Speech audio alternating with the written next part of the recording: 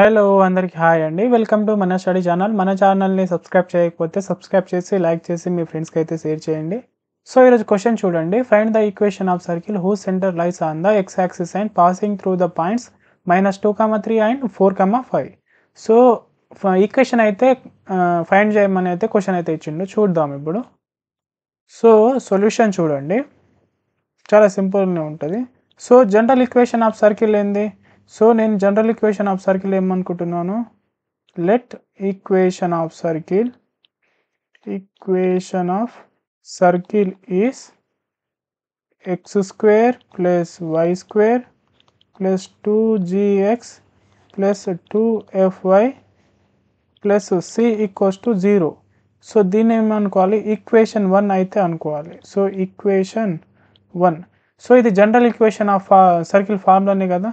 So x square plus y square plus 2gx plus 2fy plus c equals to 0. So దీన్ని ఏమనుకోవాలంటే equation 1.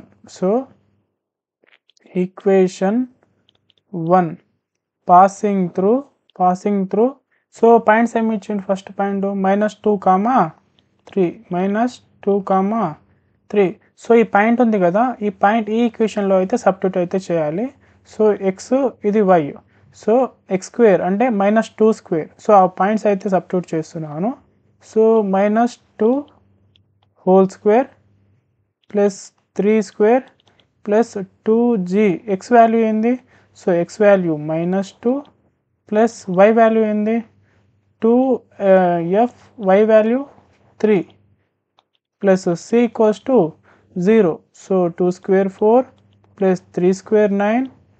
So 2 into -2 -4g 2 into 3 6 plus 6f plus c equals to 0. So 9 plus 4 ఎంత? 13. So -4g plus 6f plus c. ఈ plus 13 అక్కడ పోతే ఏమవుతుంది? -13. So ఇది వచ్చేసి equation 2 అయితే అనుకోవాలి. సో ఇది ఈక్వేషన్ 2. సో సేమ్ మళ్ళీ ఇట్లనే రిపీట్ చేయాలి. సో ఇక్కడ -2, 3 ఉంది, ఇక్కడ 4, 5 ఉంది కదా. సో ఇది కూడా అట్లనే చేయాలి. So equation 1 passing through 4, 5. So ఇందాక వచ్చేసి -2, 3 అయితే చేసాము. ఇప్పుడు 4, 5 చేద్దాము. సో ఏమవుతుంది అప్పుడు? 4 square plus 5 square plus 2g. X value ఏంది? 4 ప్లస్ 2f, y వాల్యూ ఏంది? 5 plus c equals to 0. So ఇప్పుడు ఏమవుతుంది? 4 square 16, 5 square 25, 2 4 8 plus 8g plus 10f plus c equals to 0. So 16 plus 25 ఎంత? సో 41. సో ఇక్కడికి వెళ్తే -41 అయితే అవుతుంది. So 8g plus 10f plus c equals to -41. So ఇది వచ్చేసి ఈక్వేషన్ 3 అయితే అనుకోవాలి. సో ఇక్కడ నెక్స్ట్ చూడండి, circle whose centre is lies on the x axis అయితే అన్నాడు. సో ఎక్స్ యాక్సిస్లో అన్నాడు కాబట్టి ఏమనుకోవాలంటే, so lies on the x axis అంటే y ఈక్వల్స్ టు 0 కదా. సో సెంటర్ ఫార్ములా ఏంది? -g, -f lies on. So x axis అన్నాడు కాబట్టి y ఈక్వల్స్ టు 0. సో ఇది x వాల్యూ, ఇది y వాల్యూ కదా. సో ఇది -f ఈక్వల్స్ టు 0 అవుతుంది కదా. సో y ఈక్వల్స్ టు 0 అంటే ఈ y అనే వాల్యూ fలో సబ్స్టిట్యూట్ చేస్తే -f ఈక్వల్స్ టు 0. సో ఈ మైనస్ అనేది అక్కడ పోతే f ఈక్వల్స్ టు 0 అవుతుంది. సో నెక్స్ట్ చూడండి, ఇప్పుడు f వాల్యూ వచ్చింది మనకు డైరెక్ట్. సో ఇప్పుడు ఏం చేయాలంటే 2 - 3 అయితే చేయాలి. సో ఈక్వేషన్ 2 ఉంది కదా, ఈక్వేషన్ 2 అండ్ 3. సో ఈ రెండింటిని అయితే చేద్దాం. చూడండి, 2 - 3 చూడండి,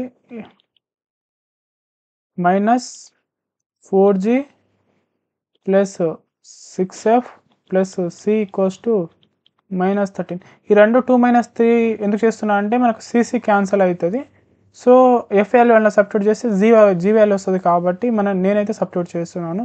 -4g plus 6f plus c equals to -13 and 8g plus 10f plus c equals to -41. So plus ఉంటే మైనస్, ప్లస్ ఉంటే మైనస్, ప్లస్ ఉంటే మైనస్, మైనస్ ఉంటే plus.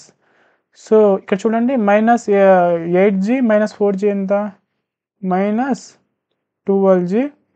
So -10f plus 6f ఎంత? -4f. ఈ -c plus c cancel equals to +41 -13 ఎంత? 28. So ఇప్పుడు ఏమొచ్చింది మనకు value? -12g -4f equals to 28. So ఇప్పుడు ఏం చేస్తున్నా, ఇది వచ్చేసి ఈక్వేషన్ 4 అయితే అనుకుంటున్నా. సబ్స్టిట్యూట్ని SUB అని రాసుకుంటున్నాము. Substitute f equals to 0 in equation 4. ఈ ఈక్వేషన్లో f వాల్యూ సబ్స్టిట్యూట్ అయితే చేస్తున్నాను. అప్పుడు ఏమవుతుంది?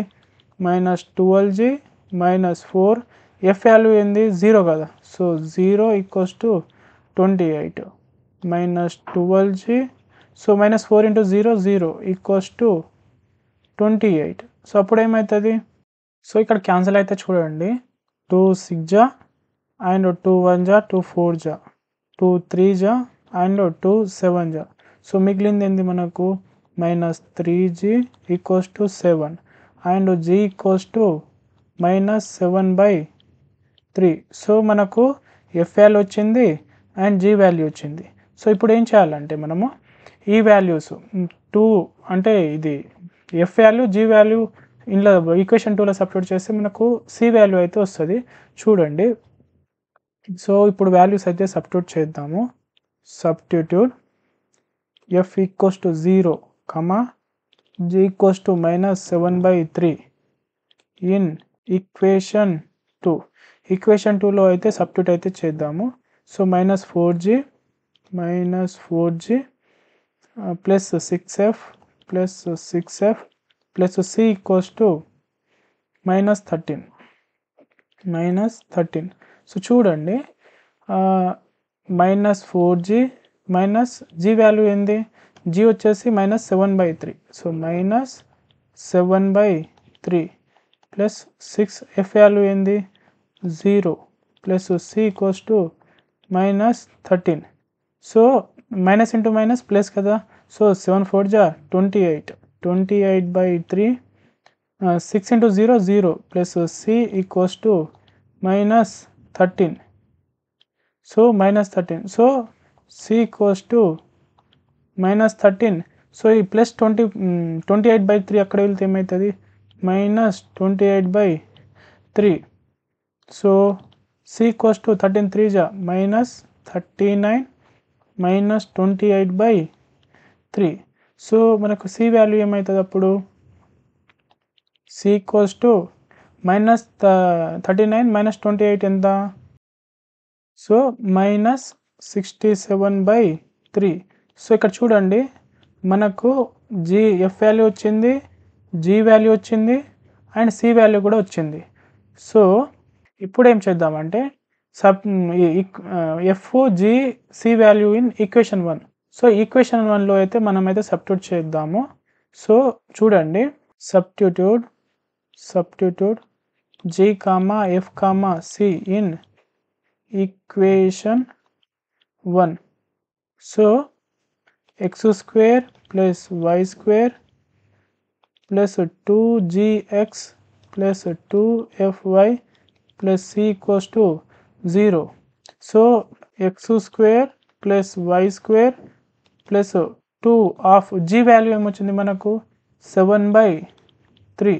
So 7/3x plus 2 f value ఏంది? 0 y ప్లస్ c వాల్యూ ఏమొచ్చింది మనకు? c వాల్యూ వచ్చి -67/3 వచ్చింది. -67/3 ఈక్వల్స్ టు 0. సో దీన్ని సింప్లిఫై చేస్తే ఏమొస్తుంది? x² plus y². సో 2 7 ఎంత? 14 -14/3x 2 into 0 0 plus plus into minus minus 67/3 equals to 0. So final answer ఏంది 3x square plus 3y square minus 14x minus 67 equals to 0. So ఇదండి answer. Therefore equation of circle is 3x square plus 3y square minus 14x minus 67 equals to 0. So ఇదండి answer. మీకు చిన్న doubt వచ్చినా కింద comment అయితే చేయండి, నేను ఖచ్చితంగా రిప్లై అయితే ఇస్తాను. Thank you for watching. జై హింద్.